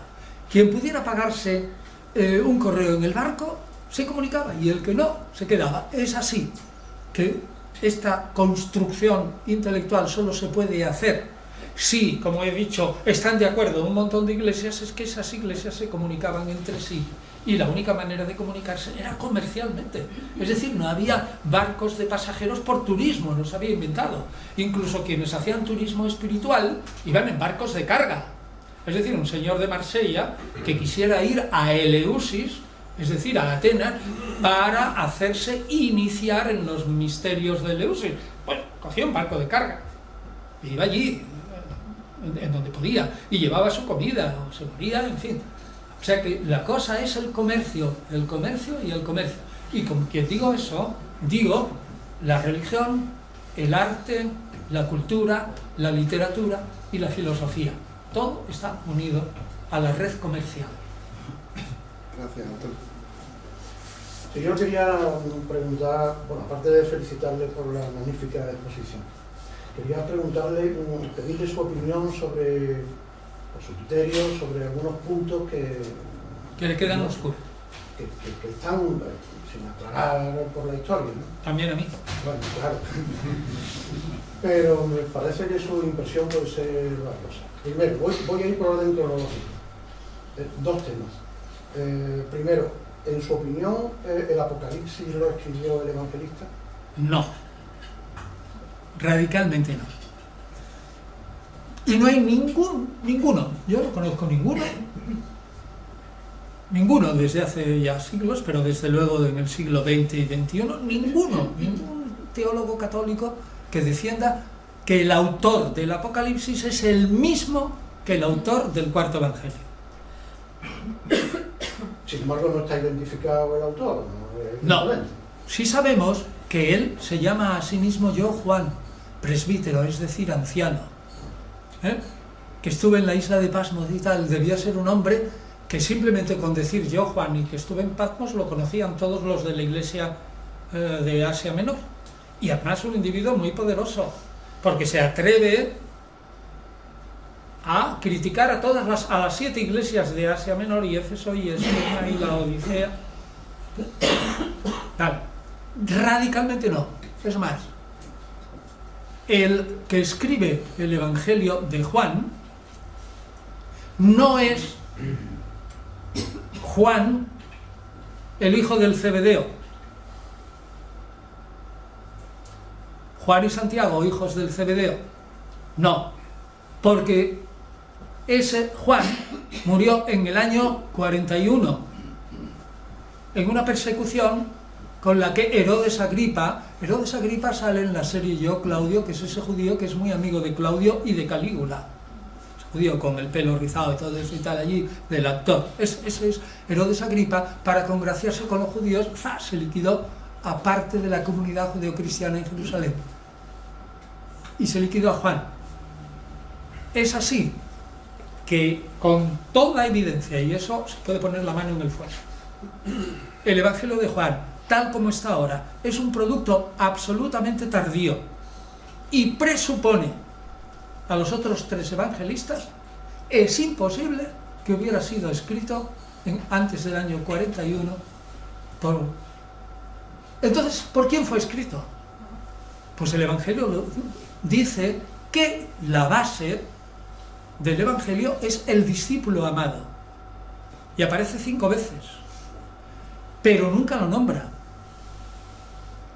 Y después, si ustedes leen ahora libros así de gordo, yo tengo en mi mesa uno y lo he criticado o digamos reseñado en mi blog, aquí mismo en España, un libro así de gordo para explicar cómo se escribe el Evangelio y las 3 cartas de Juan, así de gordo. Porque es que el autor del Evangelio no es una persona, sino varias. Y desde luego el discípulo amado pudo ser el fundamento, pero el autor tiene que ser muy tardío. Y le enmendaron la plana y hubo una escuela que metió mano ahí. Y sobre la base del primer redactor vino el segundo redactor. Y sobre la base del primer y segundo redactor se añadieron probablemente repeticiones de material auténtico, pero eliminado porque eran repeticiones. Pero alguien dijo, ¡oh, qué repeticiones más bonitas! ¡Hala, para adentro! Y además se añadió el capítulo 21. Por tanto, tenemos 3 personajes bajo la misma capa. Y de ninguno sabemos nada. Ni de Juan sabemos más que lo que diga el Evangelio. Bueno, sabemos las palabras que dicen, como por ejemplo Juan y Santiago, que eran de AUPA, Oye Jesús, mira estas ciudades que no han admitido nuestro testimonio. ¿Quieres que invoquemos al cielo y baje fuego del cielo y las destruya? O sea, eran simpáticos del todo. Ese era Juan. O en otra ocasión, su mamá va y le dice a Jesús, Jesús, yo quiero pedirte una cosa, habla. Le dice, quiero que mis hijos ocupen la mejor plaza en el reino futuro. Y dice Jesús, el Evangelio de Marcos se queda así mirando y dice, mira, yo no soy quien distribuye esas plazas, sino mi Padre. Y aparte, que aquí hemos venido para servir, y no para ser servidos. Les pega un corte de 1000 pares de narices. Entonces, realmente, ese sería un personaje imposible. O sea, ese Juan descartado. Luego, no sabemos quién es el evangelista que acabo de decir, que son varios, y probablemente una escuela. Nunca sabremos quién es el discípulo amado porque nadie nos ha dicho quién es, como solo se nombra en el Evangelio de Juan, y no dice el nombre. Este es el que da testimonio, y su testimonio es verdadero. Punto. Y este fue el que reclinó su cabeza en el pecho de Jesús. Bueno, ¿y qué? Y luego, el autor del Apocalipsis, mire, desde Cirilo de Alejandría, en la mitad del siglo II, y sobre todo en el tercero, se escribe en la Iglesia Oriental furibundos panfletos en contra del Apocalipsis. Y ya, libros que dicen es imposible que el Apocalipsis esté escrito por el autor del cuarto Evangelio porque su sintaxis, su vocabulario y su teología son radicalmente distintos. Precisamente por eso toda la tradición oriental de no admitir el Apocalipsis, porque no era el mismo. Pero la Iglesia lo que ha hecho, lo mismo que hizo Gregorio Magno. Bueno, primero fue Efrén Sirio, en el año 387, pero Gregorio Magno en el 591, en una famosísima homilía, que la tenemos en latín, recogida en la Patología griega, que es la homilía 25 del siglo II, famosísima homilía en la que juntó a 5 Marías, o 4 por lo menos, y se inventó la figura de María Magdalena. Sí, se lo inventó, siguiendo a Efrén, a San Efrén. Del mismo modo, la tradición posterior ha amalgamado 3 personajes de los que no tenemos ni idea en uno. Y para colmo, después de amalgamar, que fue muy pronto, a esos 3 personajes en uno, tenemos hechos apócrifos de ese personaje ficticio así de gordos. Y los he editado yo, en griego, y en latín y en castellano. Los tienen ustedes en la BAC, Hechos Apócrifos de los Apóstoles, 3 volúmenes, 2.860 páginas y no sé cuántas en texto griego, texto copto, texto siríaco, texto latino, texto castellano, miles de notas, índices de cientos de páginas. Ahí tienen ustedes esos hechos. Pues para colmo, toda esa literatura no vale nada. Primero porque son milagros. Segundo porque son sermones compuestos por no sé quién. Y tercero porque el personaje está confundido. Ahora díganme ustedes qué harían, y este es mi caso, si ahora viene una editorial muy importante y le dice: oiga, usted trabaja sobre el cristianismo primitivo. Sí, señor. Pues nos tiene que hacer la vida de San Juan Evangelista. Por favor. Usted es el único que puede hacer. Oiga, es que es imposible. Le he dicho que la haga. Es imposible. No se puede escribir la vida de San Juan Evangelista. Yo la escribiré, pero naturalmente, siendo honesto, diciendo a los lectores futuros que ahí hay metidos 3 personajes y que cuando yo empiece a contar historias de ese personaje no existe. Y que es la amalgama de 3. Muy complicado eso. Muy complicado. Pero la Iglesia está tan tranquila, Nunca se ha preocupado la Iglesia ni de la autoría, ni del Nuevo Testamento, ni de todo esto, no. La Iglesia eso le da igual. Les he dicho, la Iglesia dice claramente que ella no depende de mano de hombres. Que el Nuevo Testamento puede haber algún error y todo eso, aunque esté inspirado y todo eso, a pesar de tantas declaraciones. Que quien constituye la Iglesia es Cristo. El cuerpo místico de Cristo, el Espíritu de Cristo, el viviente, el resucitado. ¿Da igual? Gracias. La segunda cuestión, me voy al siglo XVI. Yo a lo mejor no sé responderle. Bueno, vamos. No, es que me ha impactado el tema de Adán en relación con los puntos cardinales. En su opinión, la Biblia del oso, que se gestó en gran medida aquí en Sevilla, sí. ¿Responde a esa simbología del norte? La Biblia del oso, tal como yo la conozco, y es la que yo tengo encima, de Cipriano de Valera, ¿no? Y Casiodoro de Reina, de Cipriano de Valera, es una traducción espléndida del Nuevo Testamento y prácticamente no tiene notas. que es lo que yo he manejado. No he manejado el Antiguo Testamento, pero me consta que es bueno también. Entonces, ¿corresponde a esa simbología del oso? No lo sé, porque ellos en la Biblia no lo dicen. Si tú haces una traducción lo más fiel posible, y hablamos del Nuevo Testamento, que es lo que yo he manejado, es una traducción buena, y yo la tengo en cuenta en nuestro proyecto de Biblia de San Millán. A saber, editar una Biblia universitaria, histórico-crítica, voy a medir las palabras, crítico-literaria, no confesional, no militante, puramente académica, que es una empresa tremenda, porque sería la primera vez que se hace una traducción de la Biblia con notas no confesionales, y por lo tanto las variantes sobre lo que se dice en el catecismo, en el sermón y todo eso van a ser monumentales. Y en las introducciones, si nosotros somos estrictamente como Cipriano de Valera y lo tenemos en cuenta, usted no podrá saber si yo soy del Adán o no.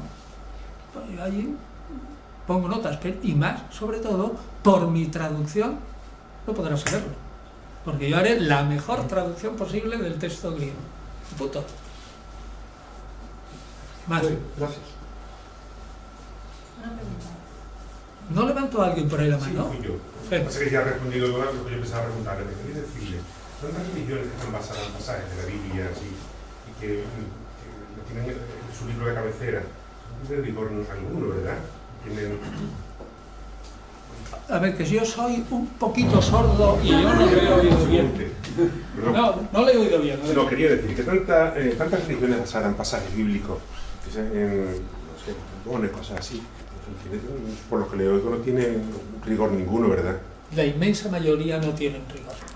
Es decir, porque para entender la Biblia, francamente, hay que pasarse un montón de años estudiando las lenguas orientales. No tiene usted que saber solo latín y griego, sino hebreo, arameo y, si es posible, copto y siríaco como mínimo. Sí, pasa también a otra cosa más, como mínimo. Luego tiene que saber pues inglés, francés, alemán e italiano, aparte del español. Entonces usted tiene que pasarse 20 o 30 años, o 40, y al cabo de 30 o 40 años caerá terriblemente en la cuenta que no sabe nada. ¿Qué es lo que me pasa a mí? Es decir, que realmente es terrible. Es terrible porque solo leer los 10 mejores comentarios a fondo que se han escrito sobre los 27 libros del Nuevo Testamento, puede llevar a usted a 8 o 10 horas al día, pues le puede llevar, depende de su capacidad de lectura, algunos por supuesto no están traducidos al castellano, pues le puede llevar de 6 a 8 años, fácil. Solo leer esos comentarios. De hecho, solo 10. No es mucho, ¿no? La bibliografía, el elencus bibliographicus biblicus, es decir, un elenco de bibliografía del Antiguo y del Nuevo Testamento y de todas las ciencias en torno, que se edita cada año con retraso, claro, porque se tarda mucho tiempo en recogerlo, que no tiene comentarios, sino que son solamente el título del libro o del artículo, sin comentario, como apéndice a la revista bíblica que edita el Pontificio Instituto Bíblico de Roma, es así de gordo. ¿Quién puede dominar eso? Es imposible. Es imposible. En todas las ciencias, ¿eh? Se tiene que poner unas orejeras y ponerse a estudiar. Y lo único que puede uno decir, bueno, otros, yo soy un tuerto o algo así porque apenas veo, pero es que otros son ciegos si no se dedican, o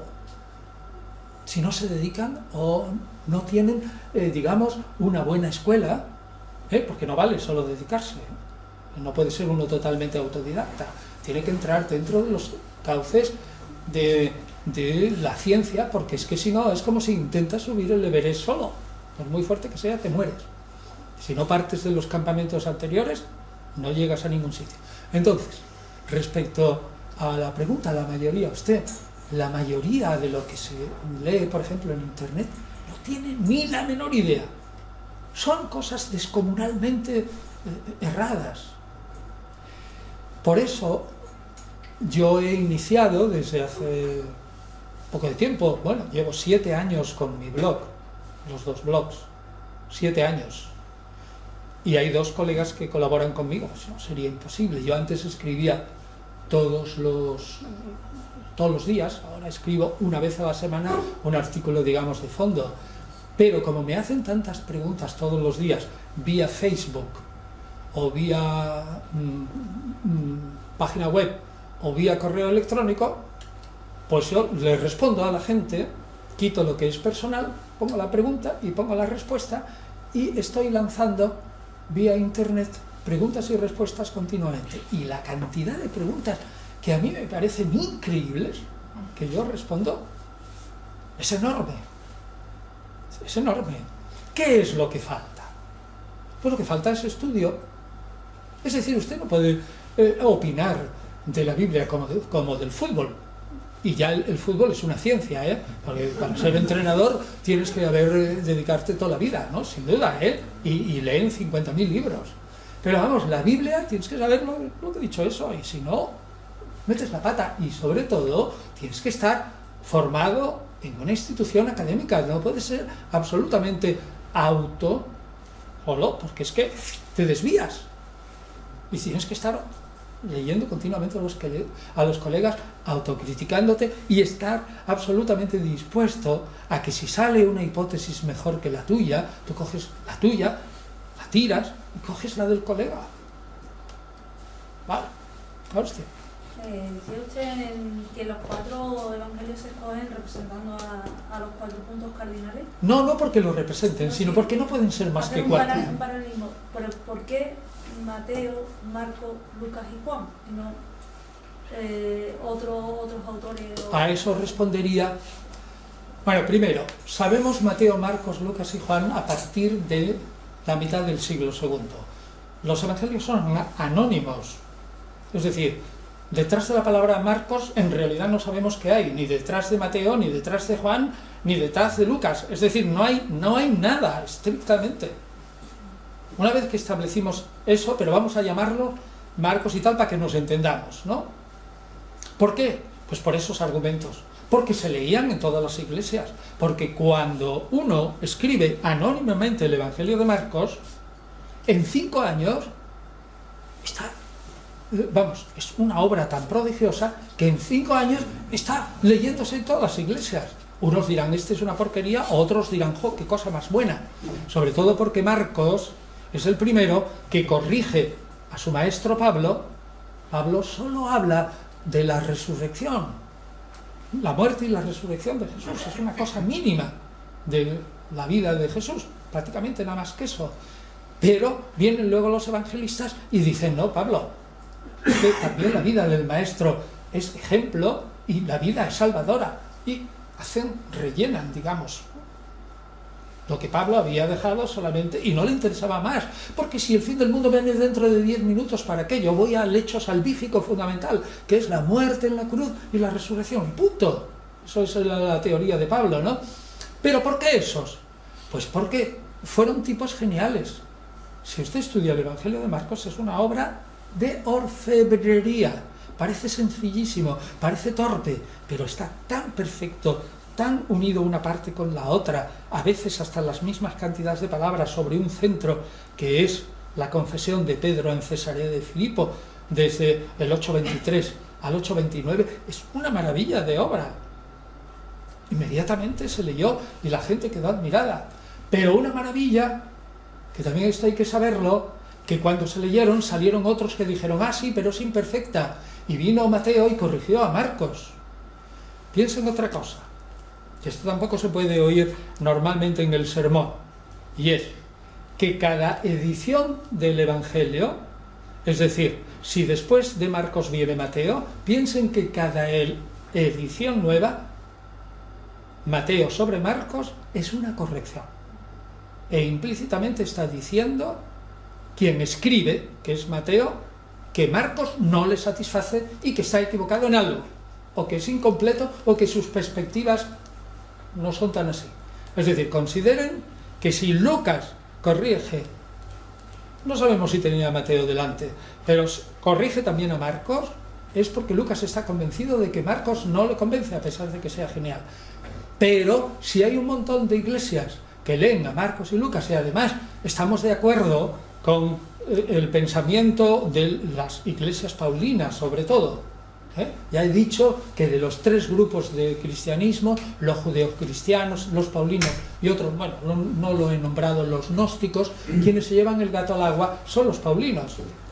También debo decir aquí, y este también es un resumen de mi pensamiento, y lo he dicho 1000 veces y lo diré, que el Nuevo Testamento no es exactamente la base del cristianismo, sino la base de un cristianismo, el paulino, que fue el vencedor. Los demás quedaron en la cuneta.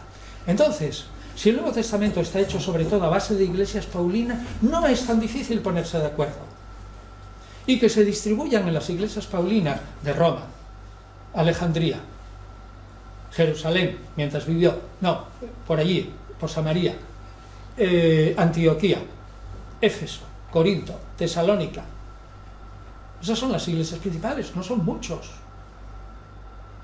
No son muchos. A lo mejor hay, a finales del siglo I, pues a lo mejor hay 7000 cristianos, como digo, ¿no? Pues entonces es fácil elegir y ponerse de acuerdo.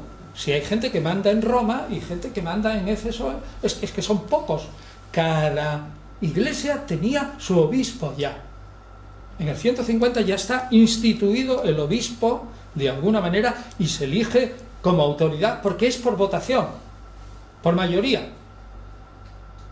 Entonces los obispos se ponen de acuerdo y los obispos llevan a las ovejas por donde les conviene. Entonces no es tan difícil que se hayan puesto de acuerdo en Marcos, Mateo y Lucas. Y luego en Juan, porque Juan, ya lo dice Clemente de Alejandría, es el que corrige a los otros tres y es el evangelio espiritual el que intenta dar la visión más profunda de Jesús. Y es un complemento a los otros. Bueno, para mí es una super corrección a los otros. La Iglesia dice que es un complemento. Bueno, pues todo es muy... ¿Saben cuál es? Y termino con su... ¿Sabe cuál es el lema de mi página web?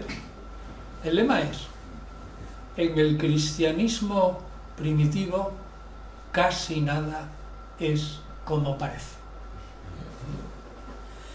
Y tengo la suerte de que la recién fundada, parte aquí en Sevilla, Asociación para el Estudio del Islam Primero, han incorporado que en el islamismo primitivo casi nada es lo que parece. Y hago un paréntesis, no es solo el cristianismo el que tiene orígenes oscuros. Si ahora, científicamente hablando, claro que un musulmán ortodoxo dirá que no, pero yo estoy hablando desde el punto de vista universitario. Lo mismo puede decir, oiga, desde el punto de vista universitario tengo que admitir que el Islam es mucho más razonable que el cristianismo, pues porque no tiene apenas teología, es una teología sin mitos, puedo decir eso. Pero al mismo tiempo tengo que decirle, pero mire usted, si usted cree que el Corán que tiene en las manos es el que salió, el que le dictó Gabriel a Mahoma y es el que salió de las manos del profeta, pongamos, desde la Égira hasta el momento de su muerte, perdone, pero la ciencia histórica de hoy no dice eso. Probablemente la forma del Corán actual es del año 800 y de Bagdad, no, o probablemente de Damasco. Bueno, eso es una explosión. Eso es una explosión, pero la ciencia histórica va por ahí. Y los estudiosos del Islam acabarán considerando esto como algo necesario. No tienen más remedio que tener en cuenta que la ciencia histórica le señala a otros caminos, lo mismo que la ciencia histórica nos señala a nosotros otros caminos. Cuando yo estuve hace 2 años o 3 en Tánger, en una invitación del Instituto Cervantes, y aquello, pues todos eran musulmanes prácticamente, y yo les dije, mire, nosotros los cristianos estamos analizando críticamente nuestra propia religión, ¿eh? Es verdad que no nos jugamos el cuello, pero somos muy duros con las bases tradicionales. Es que ustedes tienen que ir por el camino de la ciencia igual, no tiene más remedio. Este es el camino de la ciencia histórica. Les va a costar, pero tienen que hacerlo. A ver. Sí. Perdón, Bueno, son varias preguntas, lo que pasa para es que que... te coja la cámara. Aunque sea de pie, pero... A ver. Sí, yo tengo varias preguntas, pero en principio hay una que me parece... vamos a suponer, y usted lo dijo al principio, en los primeros 200 años, supongamos que no hubiera más de 8.000 cristianos. No, bueno, Sí. he dicho en el 100 puede haber 7.000 cristianos y en el 200, pues se calcula, brevemente le digo, antes de que siga diciendo, que el crecimiento del cristianismo desde 120, partiendo que es verdad el dicho de Hechos de los Apóstoles 1:14, 120 se reúnen en Jerusalén como discípulos de Jesús, que no cuentan los que están en Galilea ni en Samaria, que debía de haber alguno, pero en eso se calcula que el crecimiento del cristianismo es del 40% por década. Cada década un 40% más, pero si partes de 120, pues es muy poco, ¿no? Pero cuando llegas a 1 millón, como puede haber, pues en el 200 y pico, del 200 al 350, el crecimiento es súper exponencial. Ahí va mi pregunta. Hasta el crecimiento es del 40% hasta aproximadamente el final del siglo IV. Bien, la pregunta es, en un mercado de religiones mistéricas y salvíficas, tan tremendo como hay en el siglo II, siglo III, en el Imperio Romano, ¿por qué los cristianos? ¿Cómo que por qué los ¿Por cristianos? qué fue ese triunfo tan tremendo? Yo no quisiera hablar del espíritu, porque siempre se habla del espíritu. Pues mire, yo La no pregunta solo... es desde fuera, ¿por qué? Hay que decir que fue el triunfo de los diversos cristianismos. Pero, si me permite que le interrumpa, en la literatura de ese tiempo también lo que observamos es que se critica mucho a los nazarenos porque están siempre peleándose entre ellos. Y siempre, bueno, nosotros tenemos la idea de la tremenda cantidad de herejías que se producen en los primeros siglos de los cristianos, y bueno, en la patrística lo que se ve es una pelea también continua que hay entre unos y los otros. ¿Por qué? Pero sin matarse. Sí, pero ¿por qué el triunfo de los cristianos en vez de otros que pueden ofrecer algo tan interesante salvíficamente o mistéricamente como los cristianos? Bien, la pregunta es muy buena, pero yo le recomendaría que comprara el libro de Rodney, R-O-D-N-E-I, Rodney Stark, S-T-A-R-K, Rodney Stark. La expansión... Leí el de Werner Jäger, pero claro, es muy antiguo. Y, Hay de ella, claro. No, la expansión del cristianismo hay dos estupendos. Es Ausbreitung, la extensión del cristianismo de Adolf von Harnack, y las modernas. Las modernas hay muchísimas. Yo les recomendaría, es un libro pequeñito, no llega a 200 páginas, y este Rodney Stark le da todas las respuestas. Todas, absolutamente todas. Está en editorial Trota y es un libro que yo creo que costará 15 euros o algo así. Bueno, ahora yo le respondo. Yo traduje a Rodney Stark, entonces yo puedo decir lo que dijo él. Y es, el cristianismo ofrece un judaísmo y una expansión dentro de los afectos al judaísmo, que eran más de lo que parece, un judaísmo desprovisto de los inconvenientes que tenían los judíos, sobre todo para los varones. A saber, tener que circuncidarse.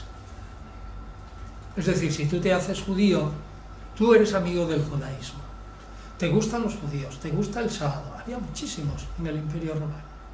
Te gusta el monoteísmo, te gusta la ética judía, pero eres un varón que tienes que desnudarte en el gimnasio y te miran tu pene y ves que están circuncidados, las risas y cómo se tiran. Aparte que estaba prohibido en el Imperio Romano en algún momento, cómo todos los demás colegas de gimnasio se tiran por el suelo de risa y te señalan. Eso era una vergüenza para muchos, porque la circuncisión era con un cuchillo de sílex y por lo tanto la carnicería en el glande era criminal y algunos pues se morían o tomaban unas infecciones. Entonces, si tú quitas la circuncisión y te salvas igual, ya quitas algo, ¿no? Segundo, estás ofreciendo un judaísmo sin la obligación, te vas a salvar igual, solo creyendo en el Mesías y en lo demás del judaísmo, sin la obligación de creer, de practicar las leyes sobre los alimentos y sobre la pureza ritual. Ya te quitas 630 preceptos. O sea que por una parte, el judaísmo ofrece una base espléndida al cristianismo, al judeocristianismo, y el judeocristianismo vende esa base espléndida, quitándole, sobre todo para los varones, porque son los que mandan. Otra cosa, es que la gente se convertía, sí, se convertía a alguna dama importante, y entonces convertía, si era de la clase media alta, a todos los de su casa. Se convertía un varón importante y convertía a todos los esclavos y a su mujer, a todos los de su casa. Es decir, que se convertían en bloques y por clase media.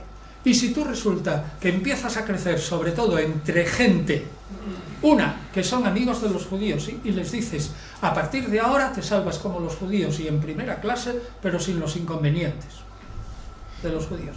Y segundo, si eres amigo de los misterios, les dices, y esto lo he explicado en la guía para entender el Nuevo Testamento y en Cristianismos derrotados, pero sobre todo en la guía, y lo explico de nuevo en la guía para entender a Pablo, que sale el abril del año que viene aproximadamente. Si tú les dices a los señores que se gastan un porrón de dinero para ir a Eleusis o a cualquier santuario de Isis o de Mitra o de Adonis o de Castor y Pollux, los dioscuros, y tienen que sufrir costosísimas iniciaciones, pongamos por ejemplo la más famosa, la de Eleusis. Yo estoy en Cartagonova, tengo que ir a Eleusis, estar un mes allí, pagarme una senía, es decir, un hotel, pagar los sacrificios a los sacerdotes, los sacrificios de purificación y el templo, y después del mes o más, ya he hecho la preparación, pasado 6 meses o un año, bueno, claro, yo me vuelvo a Cartagonova, con lo que eso me ha costado, y al cabo de un año tengo que estar otro mes para la iniciación fundamental y tengo que volver otra vez a pagar los sacrificios, los sacerdotes, los gastos del templo y mi xenía, es decir, mi hotel.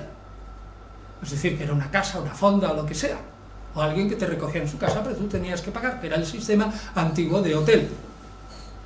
Había fondas, Y sin embargo viene Pablo y dice, oiga, miren ustedes, eso mismo, ¿usted qué lo hace? Para conseguir que su alma, que es inmortal ya, no caiga en la rueda de las reencarnaciones, sino que terminado esa peripecia, que usted se ha unido a, por ejemplo, Deméter y Perséfone, como estamos hablando hoy, ¿no? Precisamente de eso, y en esa peripecia usted se hace exactamente igual que ellas y sufre una muerte aparente en el rito y una resurrección, usted consigue la inmortalidad y verse libre del ominoso poder de los astros. Pero tiene usted que pagar un momento, mucho dinero. Pero si Pablo le dice, todo eso que te dicen las religiones de misterio, lo consigues igual y absolutamente gratis, siendo creyente del Mesías, yo voy en masa. Entonces, Pablo y los seguidores de Pablo atacan la raíz del politeísmo, ofrecen un monoteísmo, atacan la raíz del judaísmo en el sentido de que es muy oneroso tener que circuncidarse y cumplir tantas normas, y ataca de raíz por la base económica a los que hacen las iniciaciones en los cultos de misterio. Se lleva el gato al agua. Es que no es extraño. Tercero, la ética es estupenda en el cristianismo. Cuarto, el poder de las mujeres. Señala Rodney Starr. Una mujer es casada a los 12 años en el Imperio Romano. Y lo mismo en el judaísmo, y lo mismo en Grecia que en Roma y en toda la cosa. A los 12 años es dada el matrimonio. Y si todavía no es mujer, se espera un poco a que tenga la primera regla. Pero está casada a los 12 años. Una mujer en el cristianismo se le da libertad para que se case a los 17 o a los 18. Tenemos testimonios. Otro caso más. Y sigo con la doctrina de Rodney Starr, que hay para rato. Una mujer que tiene una hija, lo más probable es que se la tiren por la cloaca. Porque y niñas hay muchos y niños hay menos. Las niñas duran más y los niños además normalmente pues están sujetos a las guerras, y la edad media de un varón en el siglo I y en el siglo II es de 39 años y de una mujer es 15 o 20 años más. Entonces, si tú a una mujer resulta que le das esas ventajas, condenas el infanticidio, condenas el aborto, te ganas a todas las mujeres. Otra cosa, los cristianos están muy unidos, y esto lo estudia Rodney Starr. Cada vez que hay una peste en una ciudad, sale toda la gente huyendo, dejan a los apestados, o por falta de higiene, se contagian unos a otros. Pero los cristianos, que están acostumbrados continuamente a lavarse las manos para participar de la mesa del Señor y los actos comunes, simplemente por el hecho de lavarse las manos continuamente, ya cogen menos el bacilo de la peste que los demás. Dice Rodney Starr, después de 3 o 4 años en una ciudad que sufre una mortandad del 40% por la peste, había una proporción de un 8 o 9% de cristianos.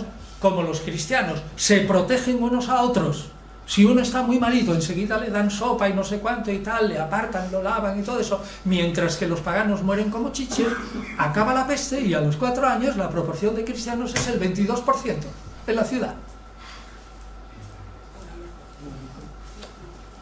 Es que realmente, luego el cristianismo, el paganismo como tal, salvo que te iniciaran, no te ofrecía nada. No te ofrecía estar seguro en el empirio, en los campos elíseos. No, eso te lo tenías que ganar tú con iniciaciones. La religión oficial era solo para que la divinidad te protegiera y no se burlara de ti ni se riera de ti, que era una de las fascinaciones que tenían los dioses griegos, reírse de los mortales. Había que evitarlo eso, esa era la religión.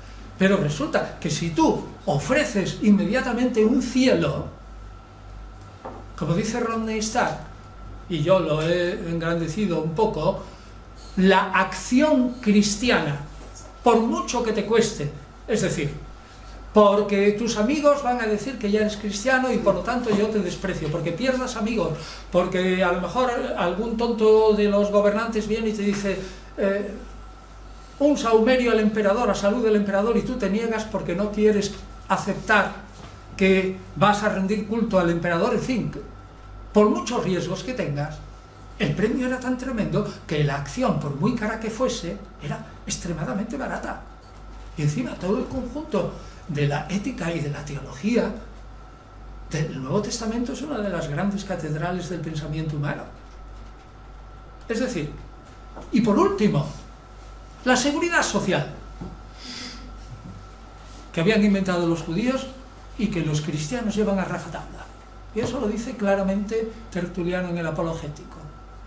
Nosotros no gastamos el dinero en comilonas, ni en francachelas, sino que el primer día del mes, cada uno en lo que puede, pone en una caja el dinero que haya. Y hacemos una caja para que si una señora se queda viuda, sus hijos no tengan que ser vendidos como esclavos. Y si a uno cae en propiedad de los bárbaros y tenemos que rescatarlos, tenemos dinero. Que si a uno es condenado a metalla, a los metales, es decir, a las minas, podamos rescatarlos también. La seguridad social era imponente. Si una madre de 7 hijos se queda viuda, su marido se muere a los 39 años, tiene hijos mayores, pero se le han muerto 3 o 4 o 5 de 10 o 12 o 7, le quedan unos cuantos, hay alguno que es pequeño, pues resulta que le quedan 3 pequeños, tendrá que vender a 2 como esclavo para mantener a... Es que no hay seguridad social, esa señora se muere de hambre porque se ha muerto el marido. No hay seguridad social en el imperio, nada. Y el cristianismo ofrecía seguridad social. Yo me apunto a ser cristiano. Ahí tiene usted 8 razones para hacerse cristiano.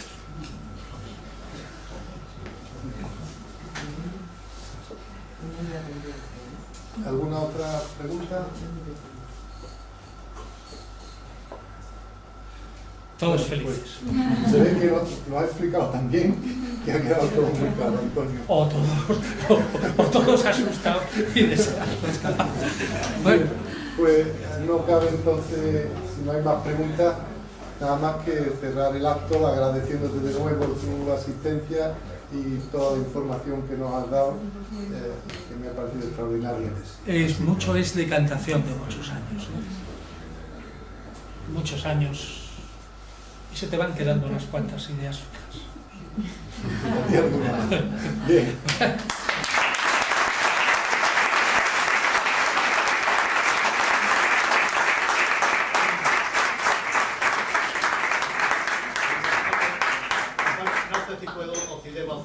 ¿Te importa que haga...? Sí, vale. Bueno, quiero enseñaros el próximo libro que se presenta el día 14 y 15 de Planeta, que es una colaboración de Antonio Piñero. Antonio Piñero, que escribió la mitad o más de ese libro, y José Luis Corral, que muchos de ustedes lo conocen. ¿Sabe? El que haya leído, gracias Paco, por eso yo me había olvidado, que haya leído La puerta de Damasco, Herodes el Grande, esta es la segunda parte, no hace falta que se conozca la primera, y es una novela tremenda, la hemos hecho entre 2, absolutamente fiel a la historia, pero absolutamente tremenda. Yo diría que siento no tener el talento del autor de Yo Claudio, Robert Graves, pero los personajes que hay ahí, la trama que hay ahí, las pasiones, perfidias, la violencia, la aparición de Jesús visto desde los romanos y los griegos, cuál es la peripecia de Jesús y Juan Bautista y cómo los que han cazado a Jesús mueren y todo eso, y el final, un final feliz, todo eso yo creo que hace de esta novela una cosa que yo estoy muy contento, pero contentísimo, y gracias Paco, el 10%.